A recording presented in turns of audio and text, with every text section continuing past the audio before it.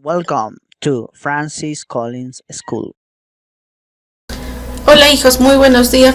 ¿Cómo estás? ¿Cómo están todos, cada uno de ustedes? Espero que todos estén bien. Vamos a trabajar con nuestras clases continuamente, el tema que hemos estado trabajando anteriormente. Bueno, sin antes hacerles recordar que las previsiones que deben tener para estar en buena condición de la salud en toda la familia y en el caso de ustedes, ¿sí? No olviden de lavarse las manos continuamente. Muy bien, vamos a trabajar el día de hoy, como lo ven aquí. El tema es distribución de la población, ¿ya? ¿Cómo está distribuido a nivel nacional y mundial también? ¿Ya? Vamos a ver un poquito a conocer de qué manera es el que las personas y en qué lugares eligen vivir, ¿sí? Ahí está. Distribución de población. La población de un lugar no se distribuye de igual manera, indica, ¿ya? ¿Qué significa? Que no vivimos todos en un solo distrito, así como en Miraflores, ¿verdad?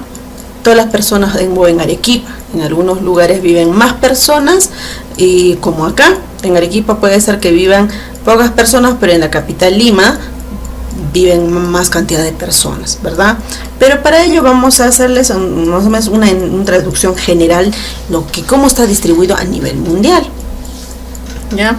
La población pues se distribuye no de manera igual, pues de acuerdo a algunas diferencias o necesidades que tiene la población. Primero, el espacio que ocupa normalmente pues es un lugar, digamos un determinado lugar que sea factible para habitarlo, ¿no es cierto? No te puedes ir a vivir encima de un volcán o encima de las rocas. Y esta revolución, digamos, de que el hombre busca lugares poblados, lugares donde va a poblarse, pues eso existe desde el siglo XVIII, desde mucho más antes, ¿no es cierto? Cómo ha ido creciendo.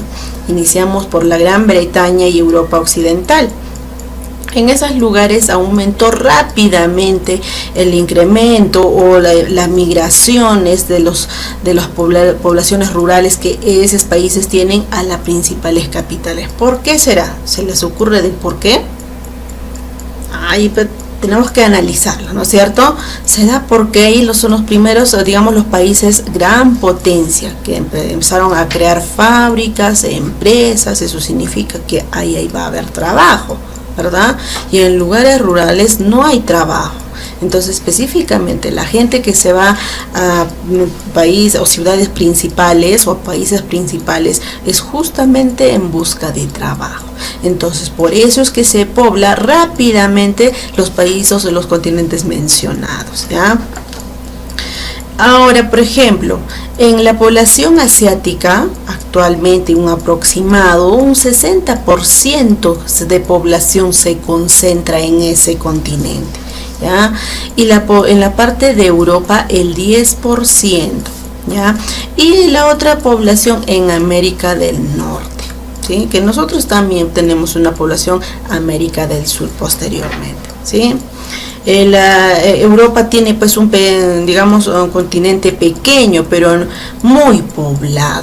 Su continente es pequeño, pero la población está lleno por las mismas fábricas o diferentes empresas que hay, como por ejemplo el país Inglaterra, Francia, Italia o Alemania. Esos son los países con mayor población, ¿ya? Y en América tenemos Estados Unidos, Brasil, Argentina. ¿Ya? Ellos son los países que también tienen mayor concentración de población. ¿Qué significa? Pues justamente por la gran cantidad de empresas que se pueden dar a ellos, ¿ya? Pasamos, ¿qué más nos dice? En África, pues en zonas pobladas, en África, pues el lugar que mayor concentración de población tiene es en el valle Nilo, ¿no es cierto? Todo el borde del río es el que se concentra la mayor parte de las personas, ¿sí? Y lugares despoblados también hay, que es de acá, digamos, de su casa, del colegio, desde el colegio de Miraflores, se vayan hasta el otro distrito, más o menos de kilómetros de distancia, pues ahí recién viven. Así, de esa manera está distribuido en África, ¿ya? En Asia es el continente también más poblado, pues, que en este caso Japón y China. ¿ya? Es como un hormiguero, indican, ¿de acuerdo? Ese es el país, el continente pues más pobre. Muy bien, nosotros ya sabemos que en Asia se tiene mayor concentración como hormiguitas, ¿verdad? Pero también hay lugares que tienen menos concentración de población, ¿sí? Menos concentración de población, como cuáles serán, son los lugares más que todo donde el clima pues no favorece, ¿no es cierto? No favorece, como lejos del océano, pues se pueden vivir cerca de las montañas, separados de la ciudad, ¿no es cierto? Y zonas, digamos, vacíos demográficos también, que podemos decir como las selvas, ¿no es cierto? La Antártida, entre otras cosas. Y acá tenemos, por ejemplo, algunos factores de distribución. ¿Cuáles son los factores físicos y factores humanos? Que son dos factores, ¿ya? Están relacionadas con la geografía del territorio, ¿no es cierto? ¿Qué son territorio? ¿A qué se refiere? Bueno, hablamos, por ejemplo, primero por la temperatura, ¿ya? Físicos, la temperatura, las precipitaciones que se debe adecuar pues a la necesidad de la persona, ¿no es cierto? No vas a exponerte pues a altas temperaturas o bajas, ¿no es cierto? Relieve, las zonas planas, qué sé yo, no tiene que estar, como mencionamos, encima de un cerro, tiene que haber un lugar adecuado, ¿ya? Y también dónde van a producir su agricultura, de dónde van a alimentarse, ¿ya? Los suelos también deben ser fértiles, que significa que cuando cultiven, pues puedan aprovechar, pues, ¿no es cierto?, para sacar buena agricultura, para su comercio, para la economía en general, ¿ya? Y que tengan los principales recursos. ¿Qué vendría a ser los principales recursos para ustedes? El agua, ¿no es cierto?, los recursos minerales, entre otros recursos que presenta pues nuestro medio ambiente, ¿verdad? Y los factores humanos están condicionados por elementos como la política, ¿no es cierto? La política, que puede ser que exista guerras entre diferentes países, ¿no es cierto? Y pues la desaparición de diferentes fronteras puedan obligar a las personas a irse más lejos o a la ciudad principal, ¿no es cierto? Y también históricos. Los históricos también, la mayor parte de las ciudades se ubican justamente basados o digamos lo relacionado con la historia de cómo se ha ido desarrollando en ese lugar, ¿ya? En este caso, por ejemplo, nosotros vivimos en Perú, pues el descubrimiento de América, ¿no es cierto? De las tierras, y se ha ido expandiendo y creciendo y dividiéndose todo el Tahuantinsuyo y actualmente como vivimos en nuestro país. Económico, que mencionamos, es lo más fundamental para poder crecer, ¿no es cierto?, desarrollarse económicamente y cubrir todas las necesidades que quieren las personas, ¿no es cierto? ¿Qué más nos dice? Vamos a pasar acá a la siguiente, ¿ya? Movimientos migratorios. Hay dos tipos de movimientos migratorios que es muy importante que lo identifiques: la inmigración y la emigración.